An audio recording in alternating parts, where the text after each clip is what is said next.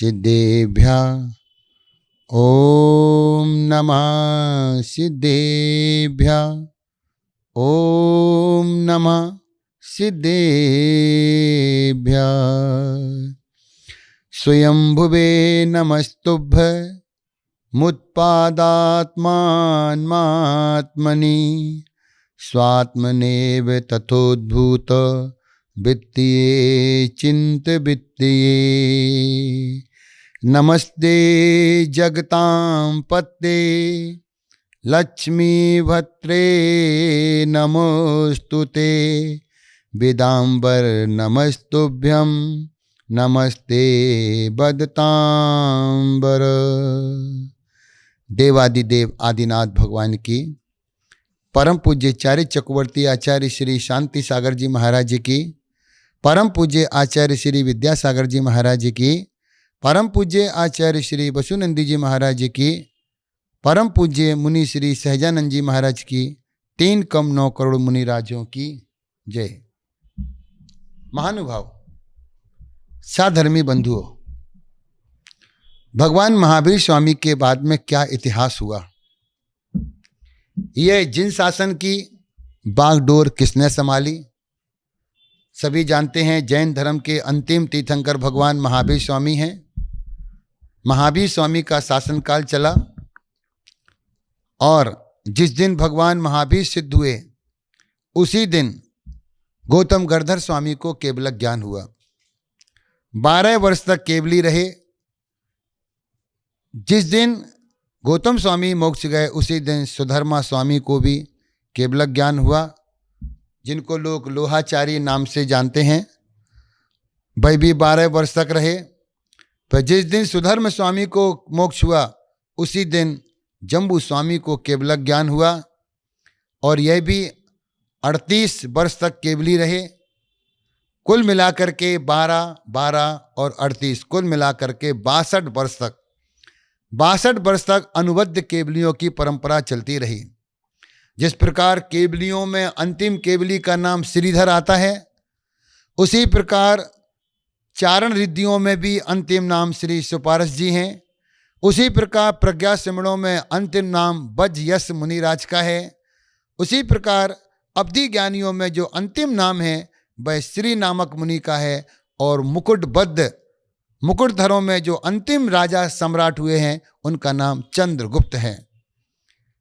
केवली और सुत केवली, उसके बाद में 5 सुत केवली होते हैं। 5 सुत केवली होते हैं। केवली और सुत केवली ये दोनों में थोड़ी सी समानता है, थोड़ा सा अंतर आता है। जो केवली होते हैं उनका ज्ञान प्रत्यक्ष ज्ञान होता है और जो सुत केवली होते हैं उनका सुत के माध्यम से परंपरा से उनका ज्ञान होता है, परोक्ष होता है। उसके बाद में 5 सुत केवली हुए, जिसमें पहले नंदी, दूसरे नंदी मित्र, तीसरे अपराजित और चौथे गोवर्धन और अंतिम भद्रबाहु आचार्य हुए। जिन भद्रबाहु की हम चर्चा करना चाहते हैं, ऐसे भद्रबाहु महाराज जो कि आज से 2000 वर्ष पूर्व अर्थात भगवान महावीर स्वामी के मोक्ष जाने के 150 वर्ष बाद एक ऐसा ध्रुव तारा हुआ, जिन शासन की प्रभाव न करने वाला साधु के भेष में वास्तविकता में एक ऐसा हमने रूप पाया। हु इज द भद्रबाहु, आखिर ये भद्रबाहु कौन है, ऐसा मन में विषय आता है। एक प्रश्न आता है कि जिनके बारे में चर्चा कर रहे हैं ये भद्रबाहु अंतिम सुत केवली कौन थे। तो हम उन्हीं के बारे में चर्चा करते हैं। आज से 2000 वर्ष पूर्व एक पुंडवर्धन नाम का देश था, उसमें कोटपुर नाम का नगर था और उसी में एक ब्राह्मण रहा करता था जिसका नाम सोम शर्मा था, अर्थात दूसरा नाम आता है शशि शर्मा पुरोहित। और वह अपनी श्रीमती सोमश्री के पास में उसी गांव में रहा करता था और उनके छोटा सा इकलौता बेटा था जो मात्र 8 वर्ष की उम्र थी, जिसका नाम बड़े प्यार से भद्रता की मूर्ति, भद्रता का रूप, ऐसे भद्रबाहु नाम रखा। एक दिन वह बालकों के साथ में अपने घर के बाहर में अपने ही नगर में एक गेम खेल रहे थे जिसको लोग टीपू बोलते हैं, या जिसके लिए लगोरी बोलते हैं या पिट्टू बोलते हैं। एक ऐसा गेम खेल रहे थे अपने बच्चों के साथ में, अपने मित्रों के साथ में। जैसे ही उनका नंबर आया, उन्होंने एक के बाद में एक गोटियां रखते रखते 14 गोटियां जमा दी। 14 गोटियां जमा दी। उसी समय वहां से एक महान साधु के रूप में जो चतुर्थ सुत केवली थे, वह गोवर्धन स्वामी वहां से विहार करते हुए उसी नगरी से निकलते हैं जहां बच्चे खेल रहे थे। जब उन्होंने वो दृश्य देखा, दृश्य को देख करके आश्चर्यचकित हुए। इस बच्चे ने एक के बाद 14 गोटियां जमा ली। उन्होंने पास में जाके बोला, तुम्हारा नाम क्या है? उन्होंने बोला, गुरुदेव मेरा नाम भद्रबाहु है। भद्रबाहु का उन्हीं के घर पर आहार हुआ और आहार के पश्चात उन्होंने सोम शर्मा और सोमश्री से, उनके माता पिता से कहा, यह होनहार बालक आप हमको दे दीजिए। माता पिता थोड़े सकचाए, शर्माए कि गुरुदेव से क्या बोला जाए, एक इतना बड़ा संत हमारे घर पर आया है और हमसे एक बेटे की याचना कर रहा है। भाई दोनों हाथ जोड़ करके खड़े हो गए, पूज्य गुरुदेव मेरे एक ही संतान है, दूसरी होती तो मैं निसंकोच आपको दे देता। फिर गोवर्धन आचार्य ने बोला, यह एक ही तारा, एक ही सूरज, एक ही चंद्रमा पूरे विश्व को प्रकाशित करेगा। जब इस प्रकार से भविष्यवाणी की तो माता पिता उनको रोक नहीं पाए और इन्होंने हंसते हंसते अपने बेटे को दे दिया। वह धीरे धीरे, जब चतुर्मास का समय था और गोवर्धन आचार्य का वहीं पर चतुर्मास हुआ, धीरे धीरे भद्रबाहु का जाना हुआ और जाते जाते फिर एक दिन ऐसे भाव बन गए कि वह पूज्य अपने गुरु के साथ में ही विहार करते हुए निकल गए। जैसे ही मुनि दीक्षा ली, मुनि दीक्षा के बाद में विहार करते हुए यह एक बार उज्जैन पधारते हैं। उज्जैन में जिनदास सेठ के घर पर आहार के निमित्त जाते हैं और उसी समय एक बच्चा पालने में लेटा हुआ है और जैसे ही मुनिराज अंदर घुसते हैं, वह अपना संकेत करता है, अपनी भाषा में बोलता है, गच्छ गच्छ, जाओ जाओ। उसी समय भद्रबाहु आचार्य ने अपना निमित्त ज्ञान लगाया, अपना ज्योतिष ज्ञान लगाया कि अरे ये बच्चा बोल रहा है जाओ जाओ। उन्होंने कहा कब तक? तो उसने कहा 12 वर्ष के लिए जाओ। तभी सुत केवली भद्रबाहु स्वामी ने अपना निमित्त ज्ञान लगाया और उन्होंने कहा अब अकाल आने वाला है, दुर्भिक्ष आने वाला है, वो भी 12 वर्ष का, जहां पे धीरे धीरे अन्न पानी खत्म हो जाएगा, धीरे धीरे धर्मात्मा लोग खत्म हो जाएंगे और सारे लोग दुराचारी बन जाएंगे। उसी समय अपने संग में आकर के उन्होंने अपने शिष्यों को समझाया, बस शिष्य बेटा अब यहाँ से वापस चलो और एक ऐसा समय आने वाला है जो अपने आप में बहुत ही विकराल होगा। सभी ने गुरु आज्ञा मानते हुए उस समय आचार्य भद्रबाहु के पास में 24,000 मुनियों का संग था। कहीं कहीं पर 12,000 का, कहीं कहीं 24,000 मुनियों का उल्लेख आता है। वह 24,000 मुनियों के साथ में उसी समय कुछ साधु ने जाने से मना कर दिया और कुछ साधु अपनी गुरु आज्ञा मानते हुए आचार्य भद्रबाहु अपना संग लेकर के विहार करने वाले थे। उसी समय अंतिम मुकुटबद्ध सम्राट चंद्रगुप्त, उनके लिए भी अर्धरात्रि में 16 स्वप्न आते हैं और उन स्वप्नों का समाधान पूछने के लिए वह भी पूज्य गुरु भद्रबाहु आचार्य के पास जाते हैं और निवेदन करते हैं, पूज्य गुरुवर मैंने अर्धरात्रि में इन स्वप्नों को देखा है। अपने निमित्त ज्ञान से, अपने ज्योतिष ज्ञान से भद्रबाहु आचार्य ने बतलाया, राजन इन सपनों का फल अच्छा नहीं है, ये भविष्य में कष्टदायी बनेंगे, इसलिए अभी समय है, आप अपने बारे में चिंतन कीजिए, विचार कीजिए। और उसी समय कहते हैं चंद्रगुप्त सम्राट के लिए संसार सरी भोगों से बैराग हो जाता है और वह मुनि दीक्षा लेकर के भद्रबाहु आचार्य के साथ में ही निकल जाते हैं। वह विहार करते हुए कर्नाटक पहुंचते हैं। कर्नाटक के श्रवणबेलगोला जो महान तीर्थ है, वहां पर पहुंचने के बाद में वहीं पर एक पर्वत बना हुआ है, उस पर्वत पर साधना करने लगते हैं। अब यहाँ पर 3 कंडीशन हो जाती हैं। एक संघ उत्तर में रुक जाता है, एक दक्षिण में चला जाता है, और उस समय भद्रबाहु आचार्य, अकेले आचार्य, सिंगल आचार्य वे गोमटेश बाहुबली में रुक जाते हैं। लेकिन उसी समय चंद्रगुप्त सम्राट ने निवेदन किया पूज्य गुरुदेव से, गुरुदेव हम आपके पास ही साधना करना चाहते हैं, हमने अभी अभी दीक्षा ली है, हम कहाँ विहार करेंगे, हमें गुरु सेवा का मौका दीजिए।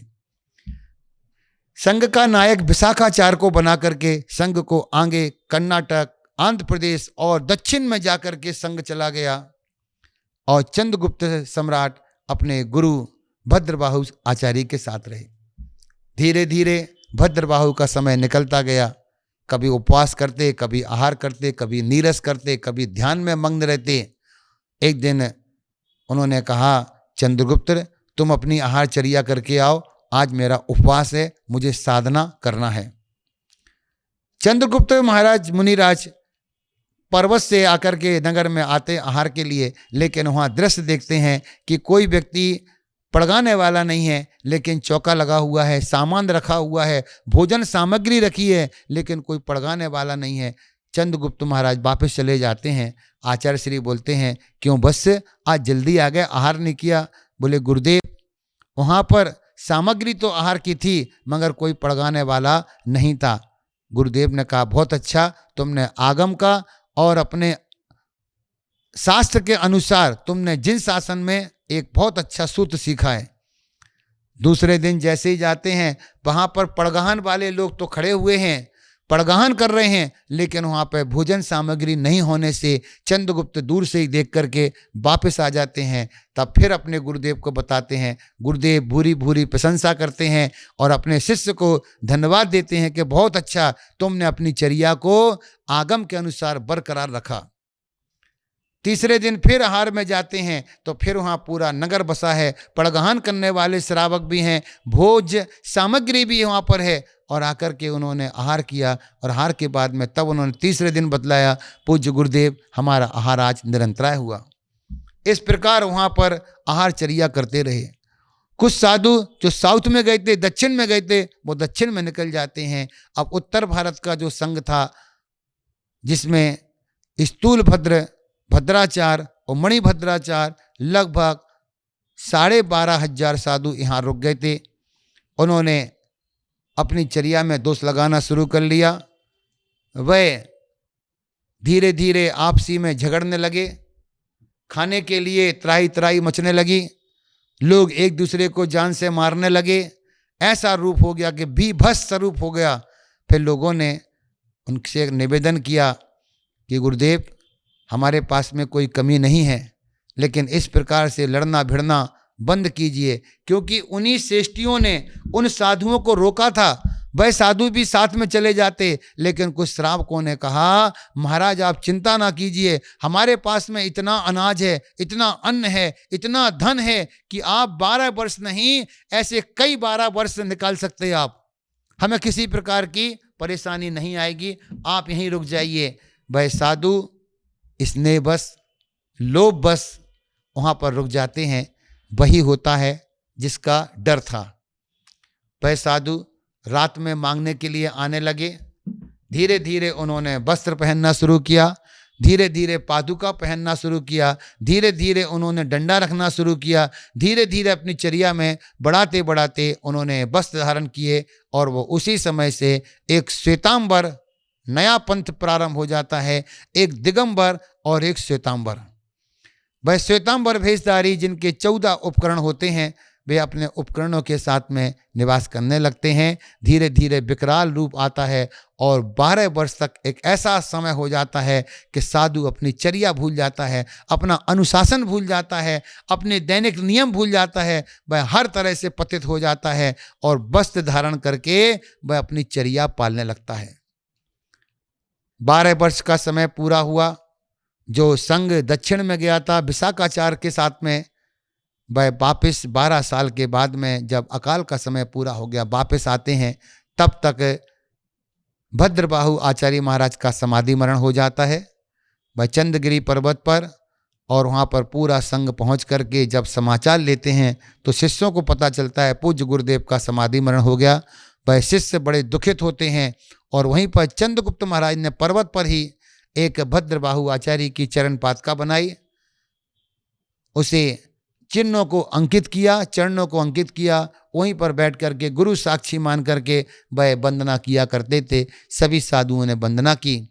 तब विशाखाचार्य ने चंद्रगुप्त महाराज से पूछा कि चंद्रगुप्त, आहारचर्या की कैसी व्यवस्था है? तो उन्होंने कहा कि नीचे एक नगर बसा हुआ है और उस नगर में ही लोग चौके लगाते हैं, बड़ी प्रभावना होती है, बड़े श्रावक भक्ति भाव से आहार कराते हैं। तब पूरा संघ वहीं नीचे उतर करके आहार के लिए गया, सभी ने आहार किया और आहार के बाद में वापस पर्वत पर आ जाते हैं।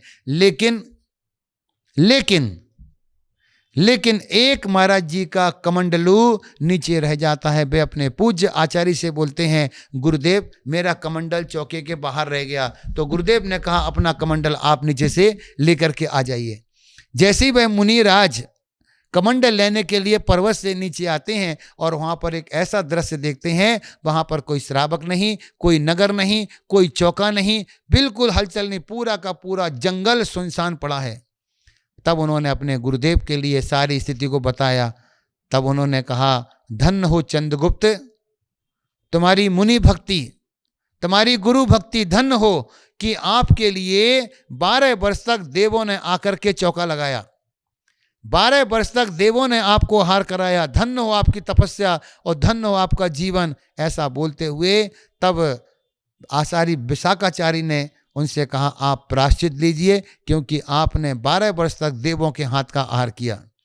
तब चंद्रगुप्त ने अपना प्रायश्चित लेते हुए अपनी आत्मशुद्धि की, अपनी शुद्धता की और उसके बाद में विशाखाचार्य का संघ वापिस उत्तर की ओर आता है। जब यहाँ पर मिलन होता है, जब अन्य शिष्यों को पता चलता है कि गुरुदेव का तो समाधि मरण हो गया है, विशाखाचार्य अपना संग लेकर के उत्तर भारत आए हैं, तो सभी ने नियम बनाया। एक समय था अकाल पड़ गया था जिसके कारण से हमने अपनी चर्या में दोष लगाया था, लेकिन अब पूज्य गुरुदेव वापस आ गए हैं। अब हम अपना वापस प्रायश्चित करके प्रक्षालन करके अब हम गुरु के पास जाएंगे। लेकिन उसमें से स्थूल भद्र नाम के जो साधु थे, भद्राचार्य और मणिभद्राचार्य, इन तीनों ने जाने से मना कर दिया और ये बोले कुछ भी हो जाए हम अपने भेष को बदलने वाले नहीं हैं। तब जाकर के इन तीन को छोड़ करके वे वापिस विशाखाचार्य के संग में चले जाते हैं। यहीं से ही इन तीन साधुओं ने मिलकर के श्वेतांबर संघ की स्थापना करी, श्वेतांबर मत की स्थापना की और तभी से यह जैन शासन जो अखंड रूप चल रहा था, जैन धर्म चल रहा था, ये जैन धर्म दो भागों में बट गया। जैसे एक गंगा की धारा थी, उस गंगा की धारा में एक पत्थर गिरा और पत्थर के गिरते हुए उस गंगा की दो धारा बन जाती हैं, एक दिगंबर और दूसरा श्वेतांबर। ऐसे भद्रबाहु आचार्य जो अपने आप में बहुत ही प्रभावक आचार्य, जिन्होंने अपने जीवन काल में 24,000 दीक्षाएं दी और जिन शासन की महती प्रभावना की, हम भी आशा करते हैं आपने बड़े गौर से इस कहानी को सुना, भद्रबाहु आचार्य महाराज के बारे में सुना और भद्रबाहु चरित्र के माध्यम से आप भी इस कहानी को पढ़ सकते हैं। एक ऐसे प्रभावक है जिन्होंने 8 वर्ष की उम्र में ही संयम को धारण किया और अपनी साधना करते हुए, जिन शासन की प्रभावना करते हुए समाधि मरण किया, जिन्होंने चंद्रगिरी पर्वत पर चंद्रगुप्त मुनिराज के सानिध्य में, ऐसे भद्रबाहु आचार्य महाराज के लिए हमारा सादर सत्सद्वार नमोस्तु नमोस्तु नमोस्तु। शासनम जिन शासनम।